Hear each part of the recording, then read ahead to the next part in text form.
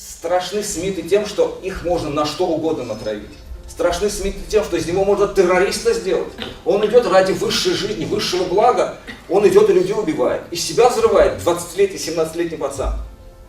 Ради чего? А потому что его сделали вот таким существом, марионеткой. И таким марионеткой управлять легко. Тогда баранами становится управлять легко, потому что несколько пастухов нажимают на кнопки. Вот как вы печатали сегодня быстро, так и можно печатать, и люди будут так делать. И сегодня мы видим, люди друг друга убивают. Ради чего?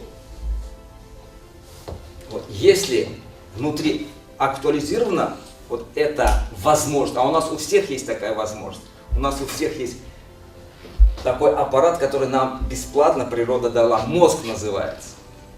Вот если эти функции актуализированы, мы имеем возможность думать, самостоятельно мыслить, и тогда нас использовать уже гораздо труднее. Можно, но гораздо труднее. Свобода, внутренняя свобода не приведет ли к анархии, да? Но свобода не отменяет ни морали, ни права, да? Формы общественного сознания все остаются. Человек не может быть человеком, не подчиняясь тем моральным нормам, которые существуют в обществе, не подчиняясь тем законам, которые существуют в обществе. Помните Сократ, которого мы сегодня вспоминали, когда его осудили на смертную казнь, потом решили дать ему возможность убежать и сказали, что вот ученикам его дали возможность его освободить, сказали, что ты можешь быть свободным, только ты уходи из Афин. Он сказал: я всю жизнь учил людей уважать закон, и я сам этот закон нарушать не буду. Если меня днем осудили на смерть законно, то и также днем или утром должны законно оправдать. А закон нарушать я не буду, потому что закон священен. То есть эти все вещи остаются, мораль, право. Поэтому если человек может мыслить свободно, это не значит, что он может делать то, что он хочет. Он подчиняется всем этим законам, но он подчиняется свободно. Я не ворую не потому, что боюсь, что меня поймают, а не ворую, потому что не хочу этого делать. Когда солнце светит, оно не думает о том, что кому-то можно навредить этим. Кому не надо, те в тень уйдут. Но солнце светит всем. Не бойтесь давать свет. Кому не надо, тот и не возьмет. Вот свет, он должен идти всем. Да? А те, кто не поймет, значит и не должен. Насильно никому не заставишь. Но кто может быть самим собой, пусть не будет никем другим. Кто может быть самим собой. Вот надо дать возможность человеку быть самим собой. Надо дать возможность ему мыслить. Просто не всякий человек встречает на своем пути тех людей, которые помогут ему самостоятельно мыслить. А вы, как будущие учителя, должны это сделать. Вы должны нести миссию, потому что учитель – это миссия. Мессия. Если учителя превращают сегодня общество смитов в каких-то марионеток, подчиняющихся каким-то бумажкам, это еще не значит, что учителя должны такими становиться. Мало ли что из нас хотят сделать. Из нас, может, рабов хотят сделать. Но если вы будете настоящими учителями, вы будете создавать учеников, которые потом тоже будут учителями. Учитель — это не обязательно тот, который по профессии пишет в трудовой книжке, что учить. Но этот человек, учитель, это слово священно, оно намного выше слова преподаватель. Это учитель, он несет свет. Учителем может быть любой человек и даже не только человек. В том, чтобы пробудить в нем Будду, в том, чтобы звонок Морфеуса осуществить, чтобы он взял трубку и понял, что он не должен подчиняться матрице, он не должен становиться Смитом. Если учитель это в школе сумеет сделать, этот человек уже не станет преступником, он не захочет ломать, он захочет строить.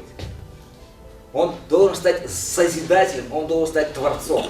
Вот надо показать, что когда говорят, человек Богу подобен, это не значит, что вот Бог состоит из двух ног, из двух рук и так далее. Да? А человек Богу подобен, потому что человек тоже творец.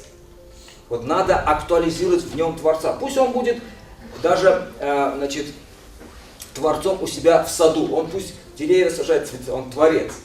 Вот если человек творец, он счастливый, свободный человек. Потому что в творчестве смысл человеческой жизни. Чтобы он не просто так шел и что-то там делал, какую-то работу, а чтобы он это делал с любовью, с творчеством, создавал. Детей рожаете, воспитываете, это творчество. В школе работаете, это творчество. Вот задача учителя быть самому творцом и актуализировать творческий потенциал. Тогда не будет очень много проблем, которые возникают. Вот сегодня очень много вот этой системы, потому что превращаются все в функцию без творчества. Если включается творчество, человек получает удовольствие от самого процесса. И тогда любую тупую команду можно превратить в позитивное какое-то действие. И это будут видеть ученики, они будут это получать. Им нужно воспитание, питание. Воспитание. А воспитание это не какие-то там разговоры. Так делать. Если человеку нужен какой-то витамин организм, он витамин берет. Ты ему витамин даешь, организм что надо, он возьмет.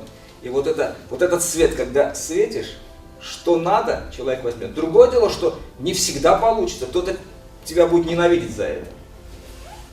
Но это уж миссия Нео. Иисуса тоже ненавидели за то, что он говорит, люди, будьте людьми, не будьте скотами. А его за это ненавидели. И Мухаммеда 5 лет хотели убить, он убегал туда-сюда. Потому что он говорил, люди, все-таки давайте не убивать друг друга, а жить в мире. Да, давайте будем терпеливыми, будем покорными и так далее. То есть вот эта миссия, она непроста, но зато она благородна, и это единственная человеческая миссия. И вот одно из отличий философии в том, что это единство истины, добра и красоты. Это не только истина, как конкретная наука, да? Наука стремится к истине, а философия делает так, чтобы эта истина была вместе с добром и с красотой.